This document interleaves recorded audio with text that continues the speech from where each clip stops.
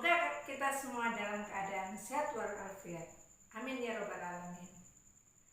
Merdeka. Kita baru saja memperingati Hari Kemerdekaan Republik Indonesia yang ke-75.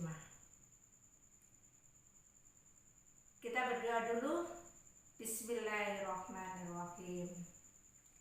Bahasa Indonesia, membaca, menulis, menyimak.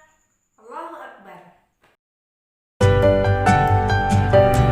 Anak-anak, Ustazah tidak henti-hentinya mengingatkan kalian tentang yel-yel bahasa Indonesia. Tentu di balik itu ada yang harus kalian ingat. Bahwasanya bahasa Indonesia itu tidak susah, asalkan kalian rajin membaca, menulis, menyimak, dan memahami semua bacaan yang ada dalam teks bahasa Indonesia tersebut. Nah, jika itu kalian lakukan, maka insya Allah ulangan yang nantinya Ustazah berikan akan kalian bisa lewati dengan benar. Baik, yang sudah sholat 5 waktu, kemudian sholat duha, membaca al-maksurat, kemudian membaca Al-Quran, dan membantu orang tua, Ustazah ucapkan jazakumullah khairan katsir kepada anak-anak sekalian. Kemudian untuk teman-teman yang belum bisa melaksanakan secara keseluruhan, Ustazah berharap kalian bisa mengerjakan atau melaksanakan itu semuanya ya, karena itu bagian dari pembiasaan yang nantinya akan berguna buat kalian di masa yang akan datang. Baik, anak-anak sekalian, adapun tujuan pembelajaran kali ini yaitu setelah kalian memperhatikan pembahasan latihan-latihan soal yang sudah Ustazah berikan, diharapkan anak-anak sekalian nantinya ketika mengerjakan ulangan harian tema 1 bisa menjawab dengan benar semuanya. Bismillahirrahmanirrahim. Anak-anak, pada pertemuan hari ini, selain kalian akan melaksanakan ulangan tema 1, Ustazah terlebih dahulu akan membahas soal latihan yang telah Ustazah berikan di minggu kemarin. Adapun pembahasan soal latihan tersebut hanya 3 saja, yaitu dari nomor 1, 7, dan 9. Karena kebanyakan dari kalian itu yang salah itu ada pada nomor 7, 1, dan 9. Baik, kita bahas dulu nomor 1. Bacalah paragraf berikut. Bahasa Palembang mempunyai 2 tingkatan, yaitu Basa Palembang Alus dan Basa Palembang Sari-Sari. Basa Palembang Alus digunakan dalam percakapan dengan pemuka masyarakat, orang tua atau orang-orang yang dihormati. Sementara itu, Basa Palembang Sari-Sari digunakan sehari-hari oleh suku Palembang dan berakar pada bahasa Melayu. Informasi yang sesuai dengan paragraf di atas adalah, kita bahas sekarang jawaban yang A. Betul atau salah? Semua tingkatan dalam bahasa Palembang digunakan dalam percakapan untuk orang-orang yang dihormati. Kita lihat bacaan di atas. Yang digunakan untuk percakapan dengan pemuka masyarakat atau orang-orang yang dihormati itu adalah Basa Palembang Alus. Jadi bukan semua tingkatan ya, bukan semua tingkatan bahasa. Kemudian yang B, berarti yang A jawabannya kurang tepat. Sekarang yang B, Basa Palembang Alus merupakan tingkatan dalam bahasa Palembang yang berakar pada bahasa Melayu. Di bacaan yang berakar pada bahasa Melayu adalah Basa Palembang sari-sari, bukan bakso Palembang alus. Berarti jawabannya kurang tepat. Kita lihat di jawaban yang C. Bakso Palembang sari-sari merupakan bahasa yang digunakan sehari-hari oleh suku Palembang. Betul atau salah? Ya, betul ya.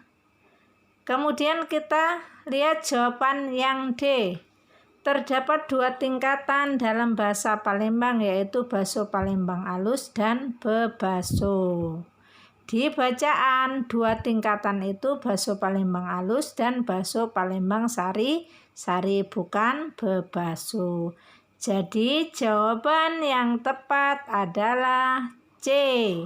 Bakso Palembang sari-sari merupakan bahasa yang digunakan sehari-hari oleh suku Palembang. Lanjut sekarang di nomor 7, yaitu tahukah kamu di mana letak suku Dayak?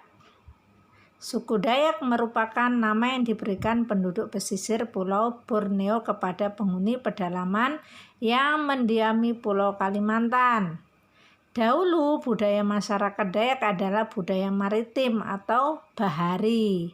Hampir semua sebutan orang Dayak memiliki arti sebagai sesuatu yang berhubungan dengan perhuluan atau sungai, terutama pada nama-nama rumpun dengan nama kekeluargaan. Jadi maritim itu artinya adalah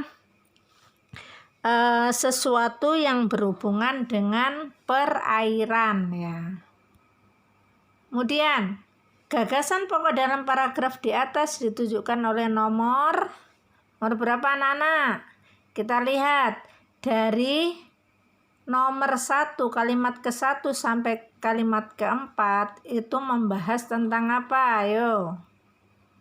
Tentang suku Dayak ya. Apakah nomor 1, nomor 2, 3 atau 4? Jawabannya adalah yang A, yaitu letak suku Dayak. Oke, lanjut sekarang di nomor 9. Kata batik berasal dari gabungan 2 kata bahasa Jawa, yaitu ambah berarti menulis dan titik itu titik. Walaupun demikian, batik tidak hanya terdapat di daerah Jawa. Batik juga terdapat di berbagai daerah Indonesia. Sebagai bagian dari budaya Indonesia, batik diakui dan ditetapkan sebagai salah satu warisan budaya dunia oleh UNESCO pada tanggal 2 Oktober 2009. Titik-titik keputusan itu setiap tanggal 2 Oktober diperingati sebagai Hari Batik Nasional dan masyarakat Indonesia dihimbau mengenakan batik. Batik merupakan salah satu kerajinan yang telah menjadi bagian dari budaya nasional Indonesia ya. Untuk kalimat yang kelima, titik-titik itu diisi dengan kata hubung.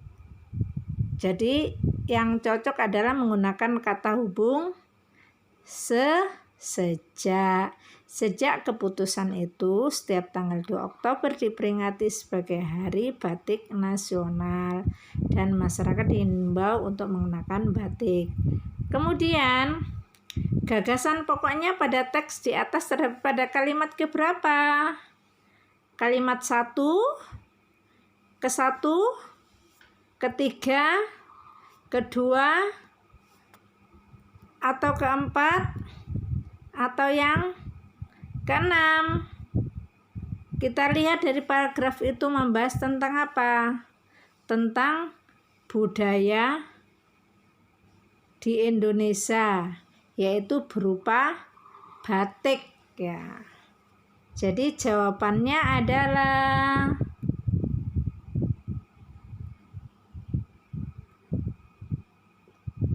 C, yaitu batik merupakan salah satu kerajinan yang telah menjadi bagian dari budaya Indonesia.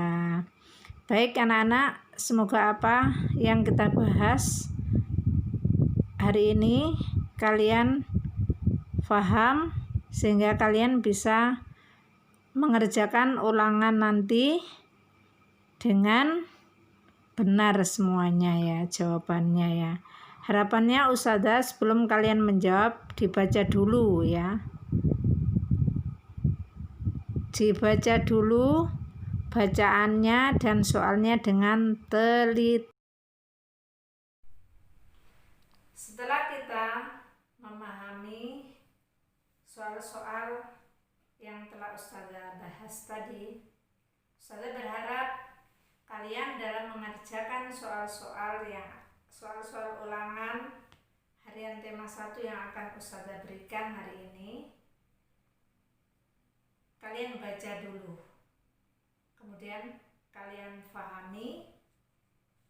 Insya Allah dengan kalian membaca, memahaminya, akan bisa menjawab soal-soal itu dengan benar.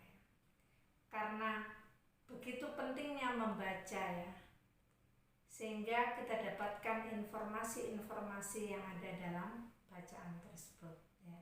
Sebagaimana dalam firman Allah surat Al-Alaq ayat 1 sampai dengan 5. A'udzubillahi minasyaitonirrajim. Iqra bismi rabbikal ladzi khalaq. Khalaqal insana min 'alaq. Iqra wa rabbukal akram. Alladzi 'allama bil qalam. 'Allamal insana ma lam ya'lam.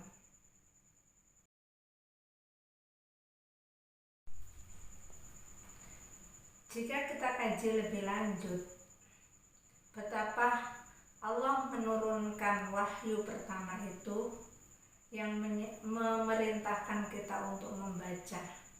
Karena dengan membaca itu adalah landasan seseorang tentang keilmuan. Karena dengan membaca itulah maka kita akan menjadi orang yang pintar. Kita akan memiliki banyak informasi-informasi yang kita dapatkan. Anak-anak sekalian, sebelum pembelajaran ini kita tutup, marilah terlebih dahulu kita bersama-sama membaca hamdalah. Alhamdulillahirabbil alamin.